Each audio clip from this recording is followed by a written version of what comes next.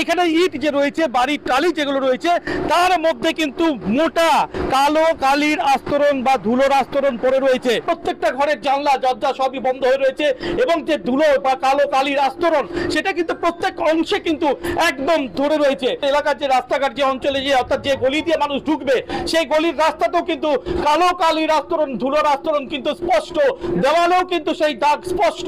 কার্যত কিন্তু এখানকার মানুষ এক নতুন করে যন্ত্রণায় সাক্ষী হয়ে রয়েছে।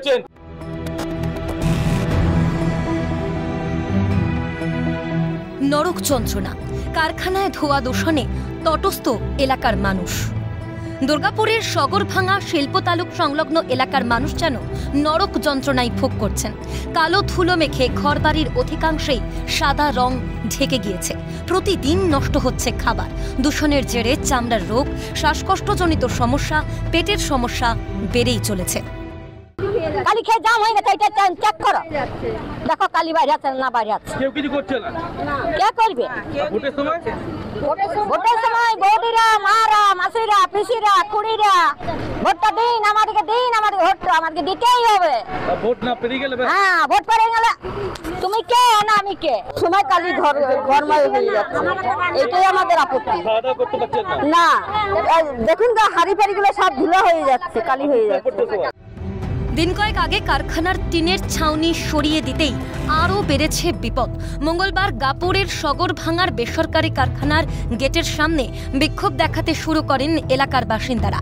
প্রতিবাদ জানিয়ে কারখানায় আসা সমস্ত পণ্যবাহী গাড়ি আটকে তুমুল বিক্ষোভ শুরু করেন স্থানীয় মহিলারা। গ্যাস কালি ছাড়িয়ে দিচ্ছে, খাও আর ঘুমাও, প্রত্যেক পেট ভাত খাবে কি লুচি খাবে, খাবার খাবে, খালি কালি খালি পেট ভরা। এই তো কালি খাচ্ছি, রাত দিন যখন ইচ্ছা তখন যা খুশি তাই করছে।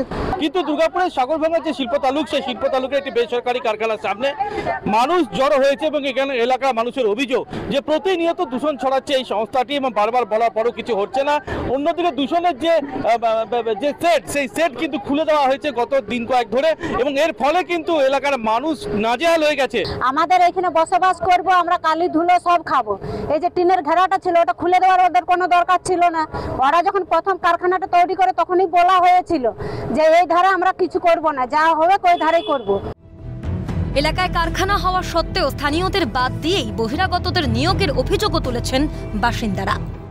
চাকরি হয় না, ঠিক আছে, আর ওই বাইরের ছেলের কাজ হচ্ছে, আমাদের এখানের কাজ হচ্ছে না, শুধু দিব করছে, দিচ্ছেন। সব সময় তো অসুস্থই যাচ্ছি, কেউ দেখছে না। হ্যাঁ না, ভোটের সময় সব আসছে, এই করে দিব ওই করে দিব, তোমরা এইটা দাও এইটা দাও, ভোট দাও আমাদেরকে, আমরা এই করে দিব। বলছিলাম যে কর্তৃপক্ষের কাছে আমরা কথা বলতে এসেছিলাম একটাই কারণ, যে দূষণ যন্ত্রণা যে সাধারণ মানুষ যে একদম তিতিবিরক্ত হয়ে রয়েছে, সেই ব্যাপারে তাদের ভূমিকা কি রয়েছে আমরা কথা বলার জন্য সেই গেটের সামনে এসেছিলাম। যে আমরা একটু যেতে চাই ভেতরে। দাদা, না না, ম্যানেজমেন্ট কথা বলতে চাইছে না। কি বলছে তারা? কি বলছে বলবো, বললাম যে সিএম থেকে এসেছেন, বলে এখন কথা বলা হবে না, ব্যস্ত আছে, মিটিং আছে।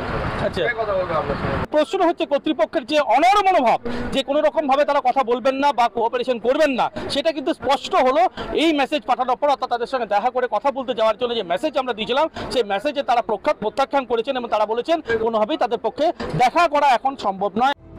একদিকে রাজধানীর দূষণ নিয়ে যখন জারি করা হচ্ছে ফুরি ফুরি সতর্কতা, সেখানে দুর্গাপুরের মতো শিল্পাঞ্চল কেন সজাগ নয়? দূষণ নিয়ন্ত্রণ পর্ষদ কি করছে?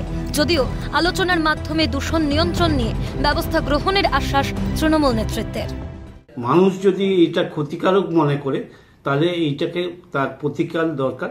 অতি শীঘ্রই আমি জেলা নেতৃত্বের সঙ্গে কথা বলে অতি শীঘ্রই যাতে মিটিং করা যায়, মিটিং করে এই দূষণ নিয়ন্ত্রণ ব্যবস্থা করা যায়, তার আমার উপযুক্ত ব্যবস্থা নেওয়া।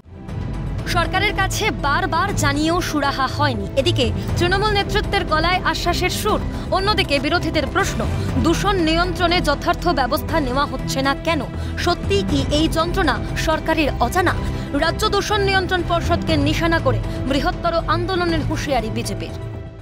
না, উত্তপ্ত পরিবেশ তো হবেই, কারণ মানুষের জীবন নিয়ে টানাটানি, সময় সমস্ত কিছু হাতের বাইরে যাবে। সেজন্য সরকারের ইমিডিয়েট সতর্ক হয়ে কথাবার্তা বলা উচিত এবং ইন্ডাস্ট্রির মালিককে বাধ্য করা উচিত পলিউশনের যে সীমা তার মধ্যে করতে। আমার মনে হয় রাজ্য সরকার এ ব্যাপারে কড়াকড়ি হওয়া উচিত, নাহলে জনরোষ এমন জায়গায় পৌঁছবে তখন সামলাতে পারবে না।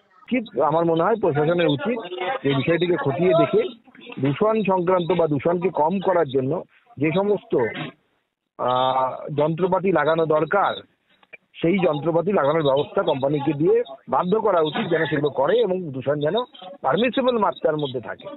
আমরা আন্দোলনে নেমেছি, পলিউশন ডিপার্টমেন্টকে চিঠি দিয়েছি, তারপরে কোনো হেলদোল নেই। এই কারণেই লোকাল প্রশাসন এবং তৃণমূল কংগ্রেসের বিরাট একটা অংশ টাকা নেয় বলেই এই পলিউশন বৃদ্ধি হচ্ছে। আর মাঝে মধ্যেই মিডিয়ায় বিবৃতি দিয়ে মানুষের মন জোগানোর চেষ্টা করছেন, লাভ কিছু হবে না। জানেন সরকারে কারা আছে, কারা তোলা তুলছে, মানুষ জানে এটা। তার জবাব আগেও দিয়েছে, আগামী দিনেও দেবে, তৈরি থাকুন। যে ডিস্ট্রিক্ট ম্যাজিস্ট্রেট যিনি আছেন তিনি আমার মনে হয় পরিবেশ দপ্তরকে টাকা প্রয়োজন এবং কারখানার কর্তৃপক্ষ এবং কারখানার সেফটি মেজার্স যারা দেখেন কিংবা কারখানার পরিবেশ দিক যারা দেখেন তাদের সঙ্গে আলোচনা করে সরকারকেও সামগ্রিকভাবে বিষয়টি নজর রেখে সব। একসময় শিল্পাঞ্চলের জন্য দুর্গাপুরের মুকুটে জুড়েছিল পালক। সেই দুর্গাপুরেই দূষণ সমস্যায় জেরবার এলাকার বাসিন্দারা। কবে মিলবে মুক্তি? আশ্বাসে কাজ হয় কিনা এখন সেটাই দেখার। দুর্গাপুর থেকে রাজেশ সেনগুপ্ত, ক্যালকাটা নিউজ।